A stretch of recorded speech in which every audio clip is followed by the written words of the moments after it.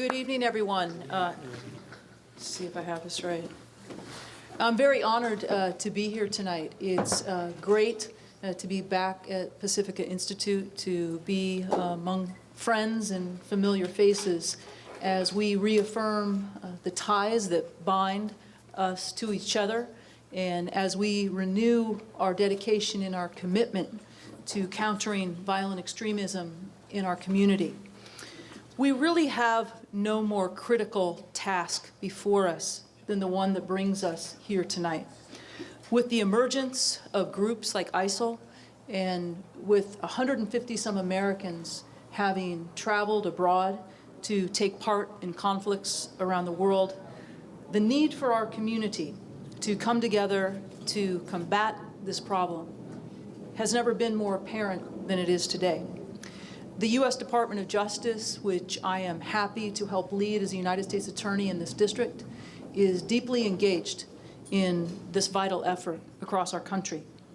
To be sure, we are committed to investigating and prosecuting American extremists who would go abroad and join terrorist groups, but we are equally as dedicated to understanding and addressing the root causes of extremism.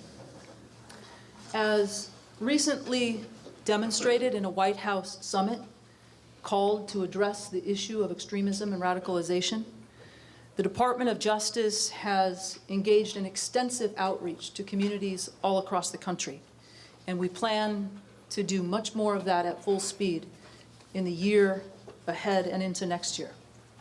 And through our Civil Rights Division, we have spearheaded comprehensive efforts to reduce the likelihood that individuals would engage in violence based on extremist ideologies. And we're doing that by building relationships. We're doing that by being out in our communities and listening to people. We're doing that by educating ourselves and by educating communities about the risk factors that are involved. We're doing that by taking part in eliminating the conditions that can lead to alienation, that can lead to violent extremism. And we're trying to facilitate services to young people who are at risk. It's inspiring to be here at this organization and to be among people who I think really understand that the government can't tackle this problem alone. We gain a strong and clear advantage when we work together as community partners to leverage our resources and to work towards common goals. And tonight's discussion is an opportunity to do just that. It's a concrete step toward developing a truer understanding of the problem of extremism and the ways that we can all work together to address that issue. It's an opportunity for us to nurture relationships that we can call upon to share information if and when we're faced with individuals who may have been exposed to radicalization. It's this kind of collaborative effort that is critical to the safety and the security of our communities and to the safety of our nation. As we have learned in recent days, there is no community in the United States who is immune from the problem of violent extremism.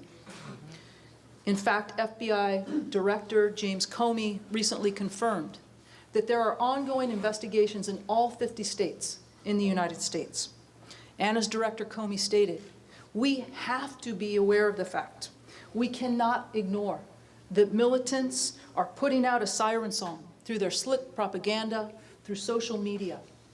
They're misleading troubled souls by promising them glory and a meaningful life if they're willing to travel overseas to engage in battles, and inviting them, if they're not able to travel, to kill somebody where they are, however they can.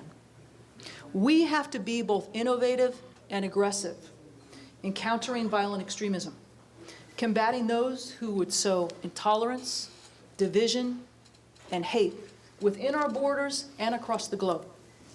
We can never lose sight of the fact that the thing that violent extremists fear most is the strength of our communities, the diversity of our populations engaged in common efforts, and in the enduring commitments that we in America have to freedom, to justice, and to the rule of law. All the things that make this country such a great place to live in and to raise our families. I want to thank Pacifica for arranging this event, and I want to extend my gratitude to the panelists. I want to thank you for your collaboration. I want to thank you for your leadership in the community. And I, like the rest of the folks here tonight, really look forward to hearing your important perspectives and inputs on this issue. So thank you.